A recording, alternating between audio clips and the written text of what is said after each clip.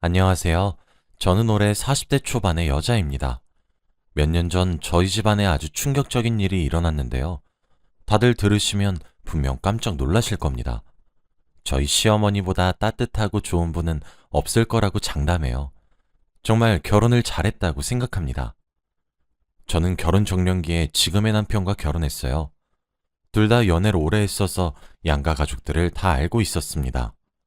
결혼을 하고 싶었지만 딱 한 가지 걸리는 문제가 있었어요. 바로 남편과 저희 집안의 차이가 많이 납니다. 남편의 아버지는 사업을 크게 하셔서 경제적으로 부유한 편이었지만 저희 집은 그렇지 않았어요. 어렸을 때 아버지가 저와 어머니를 두고 도망을 가셨고 저는 아버지 얼굴도 기억이 나지 않습니다. 그리고 어머니는 저를 먹여 살리려고 혼자 악착같이 일을 하시다가 결국 암에 걸리시고 말았어요. 그 당시에 항암 치료를 하고 있었지만 이미 발견했을 때가 말기였어서 손을 쓸 수 없었죠. 그래서 병원에서 시한부 인생을 살고 계셨습니다. 제가 살아가는 이유는 오직 어머니 때문이었죠. 그리고 저는 당장 생활비도 부족했고 어머니 병원비를 벌기 위해 일을 했습니다. 그 정도로 저희 집은 가난했고 가진 게 아무것도 없었죠. 저와 집안이 극과 극인 이 남자의 결혼을 허락받는 건 정말 힘들 거라고 생각했습니다. 그래서 남편이 저에게 청혼을 할 때까지도 결혼을 하는 게 맞는 건가 싶었죠.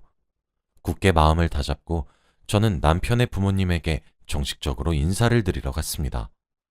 워낙 남편의 어머니가 좋은 분이셔서 연애할 때도 자주 연락하고 지냈지만 이제 결혼을 허락받으러 간다고 하니 많이 떨리긴 하더라고요. 헤어져 달라고 부탁을 하거나 안 된다고 뺨을 맞거나 등등 어떤 일을 겪을까 생각하며 갔습니다. 그런데 어머님은 저를 정말 친딸처럼 대해주셨어요. 며느리 왔냐며 얼른 결혼해서 가족이 되면 좋겠다고 말씀하셨죠. 저보다 더 좋아해 주시니까 제가 다 기뻤고 어머님을 통해서 사랑받는 게 어떤 기분인지 알게 되었어요. 그런데 어머님은 저를 좋아해 주셨지만 아버님은 그렇지 않았습니다. 성에 차지 않는 며느리라며 돈 많이 벌어올 생각 없으면 직장 다 관두고 집안일이나 하라고 했어요. 시한부 어머니의 아빠 없이 자란 며느리는 흠이라며 집안에 박혀 있으라고 했죠. 저는 지금의 직장이 너무 좋았고 결혼하고도 계속 다닐 생각이었지만 아버님은 너무 굳건하셨고 가부장적이셨기 때문에 그 말을 따를 수밖에 없었습니다.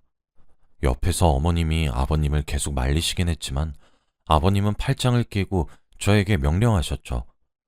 남편과 결혼하려면 저는 아버님의 말을 따를 수밖에 없었고 저는 알겠다고 대답했습니다. 저는 남편과 결혼을 위해 직장을 관둬야 했고 시댁에 들어가서 살게 되었죠. 말로만 듣던 시댁살이를 처음 해봤는데 정말 힘들더라고요. 시아버진 저에게 이거 해라 저거 해라 하며 오만 일을 다 시키셨습니다.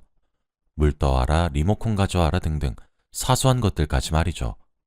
정말 하기 싫었지만 시아버지 말에 반항을 하는 순간 쫓겨난다는 것을 인식하고 있어서 잔말 말고 하라는 거 다 했습니다. 그런데 시아버지 말고 남편과 시어머니는 저를 정말 잘 챙겨주셨어요. 남편은 시아버지가 저에게 짓궂은 일을 시킬 때마다 시아버지를 나무라면서 이런 거 시키지 말라고 했죠. 저번에는 시아버지가 손빨래를 해달라고 하길래 제가 하고 있었어요. 그런데 남편이 그 모습을 보고 자신이 하겠다며 시아버지 몰래 남편이 손빨래를 하고 있었는데 시아버지가 그 장면을 보고야 말았습니다. 남편에게 남자가 무슨 빨래야! 라는 말을 하시며 화를 내셨고 남편이 빨래에 남자 여자가 어딨어요? 그리고 어떻게 며느리한테 빨라고 할 수 있어요? 라고 하며 대답을 하니 불똥이 저한테 튀었습니다. 저에게 갑자기 거품이 잔뜩 묻은 얼굴에 던지셨죠. 네가 내 아들 다 망쳐놨다! 라며 화를 내셨습니다. 제 얼굴은 거품범벅이 됐고 눈에는 거품이 다 들어가서 눈이 미친 듯이 따갑더라고요. 그 순간 너무 서러워서 눈물을 흘리고 말았습니다. 제가 훌쩍훌쩍거리니 시아버지는 더 화를 내시며 에휴 저런 것을 집에 들여서는 이라고 한 뒤 그 자리를 뜨셨죠. 남편이 저에게 사과를 하고 위로도 해줘서 많이 나아졌지만 그 당시엔 정말 서러웠어요. 제가 이런 취급을 받아가면서 살아야 하나 싶었죠. 남편이 이렇게 저를 위해줄수록 시아버지는 저를 더 싫어하셨습니다. 폭력도 자주 하셨고 저를 한시도 가만히 내버려 두지 않으셨죠. 그런데 그럴 때마다 남편뿐만 아니라 시어머니가 특히 저를 많이 챙겨주셨어요. 시아버지를 말리면서 저한테 시키신 일을 시어머니가 대신해 주셨습니다. 그리고 시아버지는 제가 친정 어머니가 입원한 병원에 가려고 하면 항상 못 가게 막으셨고 어떠한 일이든 시키셨는데 그때마다 시어머니가 자기가 할 테니 얼른 엄마한테 가라고 했죠. 남편과 시어머니가 저를 이렇게 도와주시니 시아버지의 괴롭힘에서 조금은 벗어날 수 있었습니다. 하지만 여전히 시아버지는 가부장적이시고 저를 막대하셨지만 말이죠. 그러다가 저희 집안이 한번 기울어지게 되었어요. 바로 시아버지의 사업이 망하고야 말았습니다. 시아버지는 자신의 친구분과 같이 동업을 했는데 친구분께서 사기를 치고 도망갔다고 하더라고요. 그런데 점점 적자가 났고 결국 망하고 말았습니다. 한순간에 길바닥에 나앉게 되었죠. 그 순간 시아버지가 완전 망가지셨습니다. 하루 종일 술과 담배를 달고 살았어요. 밤낮을 가리지 않고 방에 갇혀서 술만 먹으셨죠. 시아버지가 상황이 좋지 않으니 예전보다 더 예민해지셨습니다.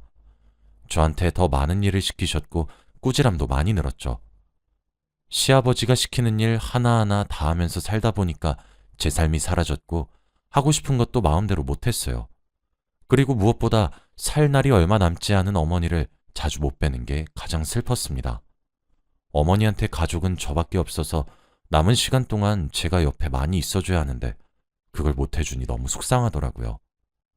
시아버지는 자신의 밥을 매일 삼시세끼 정해진 시간에 꼭 차려야 했고 그 시간이 단 1분이라도 어긋나면 화를 불같이 내셨습니다.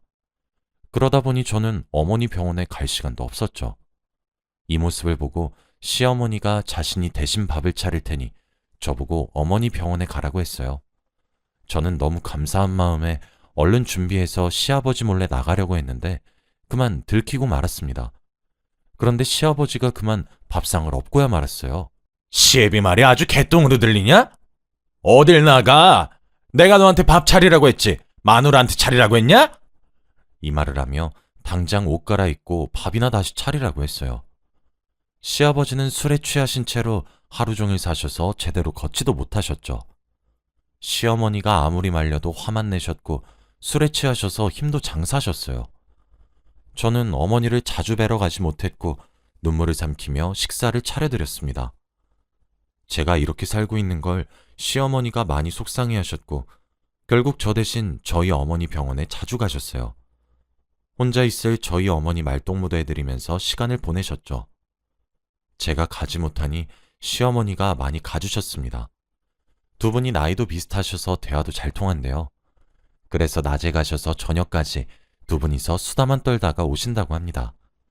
그 말을 듣는데 괜히 가슴이 뭉클해지고 시어머니한테 너무 감사하더라고요.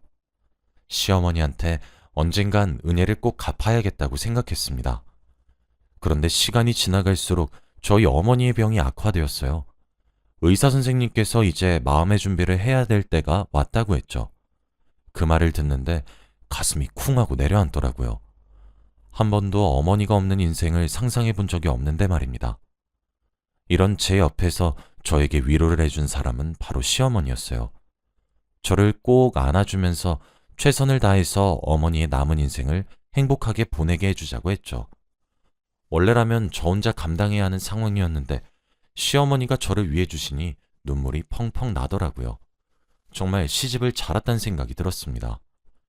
그리고 저는 시어머니와 함께 저희 어머니 병원에 자주 방문했어요.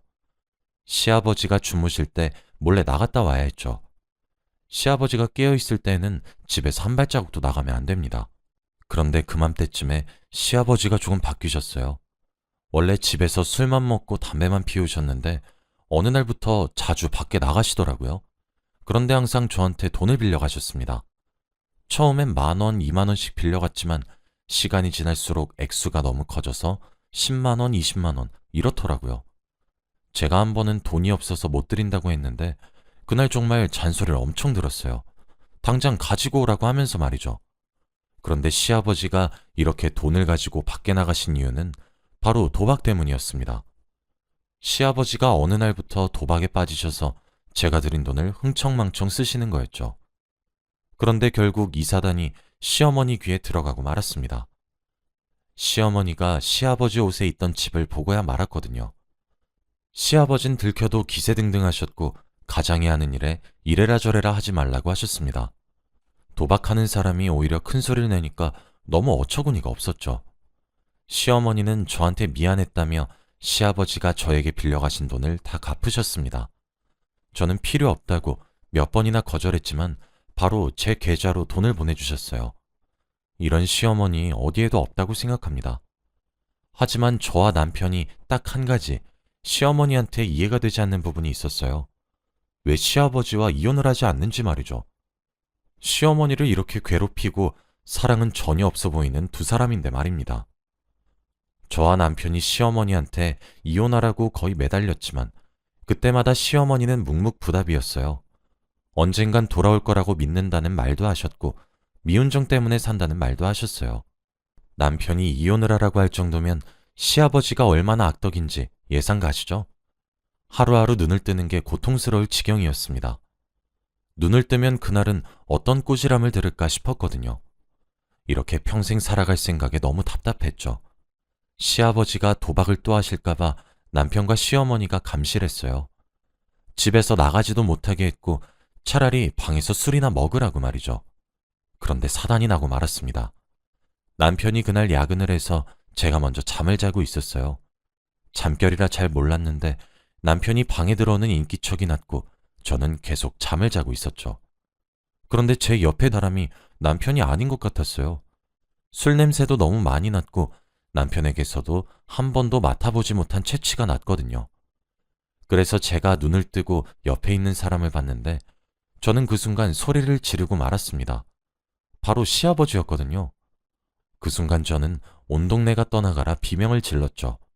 제 비명 소리에 시어머니가 잠에서 깨서 저희 방에 왔고 그리고 저는 두려움에 온몸에 소름이 돋았죠. 정말 무섭고 미치고 팔짝 뛸 노릇이었어요. 그때 마침 늦게 귀가한 남편이 방 안에서 펼쳐진 상황을 보고 기겁을 하더라고요. 시어머니와 남편이 시아버지한테 드디어 미쳤다고 화를 냈지만 시아버지는 오히려 당당했습니다. 왜? 가족끼리 그럴 수도 있지. 이런 말도 안 되는 변명을 하며 유유히 방에서 나가셨어요. 그 말에 시어머니가 화가 나셨는지 나가는 시아버지를 붙잡고 뺨을 내리쳤어요. 당신 드디어 미쳤어? 짐승만도 못한 새끼. 이 말을 내뱉었죠.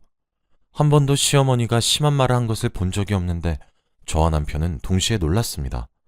그리고 시아버지도 그 말에 많이 놀라셨는지 화를 내셨어요. 뭐? 새끼? 이 망할 놈의 여편네가? 시아버진 이 말이 끝나자마자 옆에 있던 물건을 아무거나 집어서 시어머니한테 던졌습니다. 순식간에 일어난 일이라 저와 남편은 말릴 틈도 없었고 시어머니는 그 물건에 맞고 그만 쓰러지셨습니다. 그런데 더 놀라운 건 시아버지는 그 모습을 보고도 쓰러진 시어머니를 발로 툭툭 차면서 일어나라고 하셨죠. 저와 남편은 쓰러진 시어머니를 보고 기겁을 했고 바로 응급실에 신고를 했습니다. 이렇게 정신없는 와중에 시아버지는 집에 있던 돈을 챙겨 달아났죠. 그때 일은 아직까지 생생하게 기억이 나고 정말 소름 돋고 무서웠어요. 어떻게 사람이 그렇게 잔인할 수 있나요? 그리고 병원에 시아버지는 오지도 않으셨고 사과 한마디 없었습니다. 시어머니는 수술하셔야 할 만큼 크게 다치셨죠. 며칠간 병원에 입원을 하게 되었는데 그동안 시아버진 연락도 없었습니다. 어디서 뭘 하시는지 저희가 연락을 해도 절대 받지 않으셨죠. 그리고 남편은 이제 시아버지와 인연을 끊겠다고 했습니다. 저런 사람은 아버지로서 자격이 전혀 없다고 말이죠. 저도 그 말에 동감을 했고 이렇게 시어머니가 다치는 걸 보니까 시아버지가 너무 미웠습니다. 시어머니가 입원해 계시는 동안 저와 남편이 교대를 하면서 시어머니 병간호를 했죠. 시아버지가 집을 나가시니 저한테 일을 시키는 사람이 없어서 해방된 느낌이긴 하더라고요.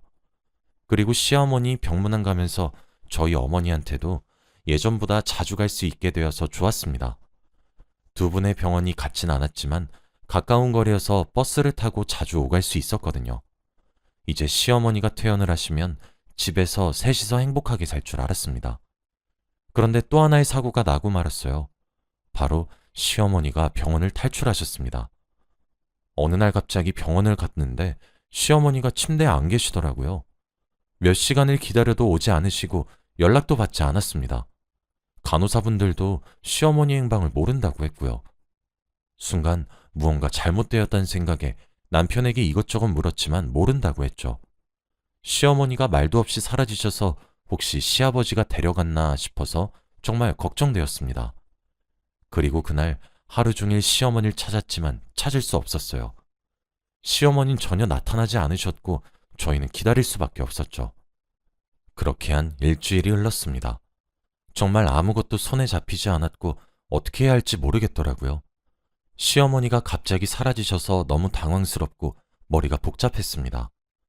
그런데 그 상황에서 병원에서 연락이 왔어요. 바로 저희 어머니가 위급하다는 소식이었습니다. 저는 순간 너무 놀라서 신발도 짝짝이로 신고 병원으로 달려갔어요. 제가 요즘 시어머니를 찾는 거에 집중해 있다 보니 저희 어머니 생각을 하지 못했어요. 되게 후회를 많이 했고 제발 이 위기를 넘겼으면 좋겠다는 생각을 했습니다. 그런데 저희 어머니 병실에서 놀라운 사람을 봤어요. 바로 저희 시어머니였습니다. 시어머니가 왜 여기서 나오는지 의문이 들었지만 저는 우선 어머니가 급했어요. 의사 선생님은 최대한 노력을 하며 겨우겨우 고비를 넘겼고 다시 어머니가 돌아왔습니다. 저와 시어머니 둘 다 안도의 한숨을 쉬었죠. 그리고 왜 여기에 계시는지, 연락은 왜 안 받았는지 등등을 물어봤어요. 그런데 시어머니는 지금까지 저희 어머니의 병간호를 하고 있었다고 합니다. 당연히 저희가 말릴 걸 알고 말을 안 했다고 합니다. 그리고 제가 어머니를 뵈러 병실에 올 때마다 숨어 있었다고 하더라고요. 정말 충격적이고 놀라웠어요. 그리고 너무 감동을 받았어요. 시어머니는 해맑게 웃으면서 친구가 생긴 것 같다고 좋아하셨고 제가 감동받아서 눈물을 흘리니까 자신이 오히려 저한테 고맙다고 했어요. 정말 제가 이런 집에 시집을 와서 이런 과분한 사랑을 받아도 되는 건가 싶었습니다. 그리고 시어머니는 애초부터 시아버지와 이혼을 한 상태였대요. 이혼을 하고 시아버지가 얹혀 살았던 건데 이참에 나가줘서 너무 고맙다고 합니다. 그 말을 듣는데 정말 놀랐어요. 시어머니가 그런 남남이 된 시아버지한테 잘해줬다고 생각을 하니까 시어머니가 정말 정이 많은 사람이란 생각을 하게 되었죠. 그 모습을 보고 정말 좋은 사람이라는 걸 느꼈습니다. 시어머니는 저희 어머니와 대화하는 게 너무 재밌고 삶의 낙이라며 자신이 좋아서 저희 어머니 병간호를 하고 있다고 했어요. 저도 이렇게 좋아하시니 너무 다행이란 생각이 들었습니다. 그리고 저희 어머니도 또래 친구가 생긴 거여서 그런지 웃는 날도 많아지셨죠. 그렇다 보니 의사 선생님도 놀랄 만큼 상태가 옛날보다 점점 호전되고 있다고 말하더라고요. 지금은 의사 선생님이 말씀하신 살 수 있는 기간이 훨씬 지났어요. 그만큼 시어머니 덕분에 정말 행복해 하시는 것 같습니다. 그치만 아직 너무 방심을 할 정도는 아니죠. 저는 이런 시어머니의 며느리로 시집 온 것이 세상에서 가장 잘한 일이 아닐까 싶습니다. 다들 저희 시어머니 같은 시어머니 만나셨으면 좋겠어요. 지금은 몇 년이 지났고 시아버지와는 전혀 연락을 하지 않습니다. 다시 찾아오셔도 절대 반기지 않을 생각이고요. 여러분도 결혼 꼭 잘하시길 바랄게요. 저희 이야기는 여기까지입니다. 들어주셔서 감사합니다.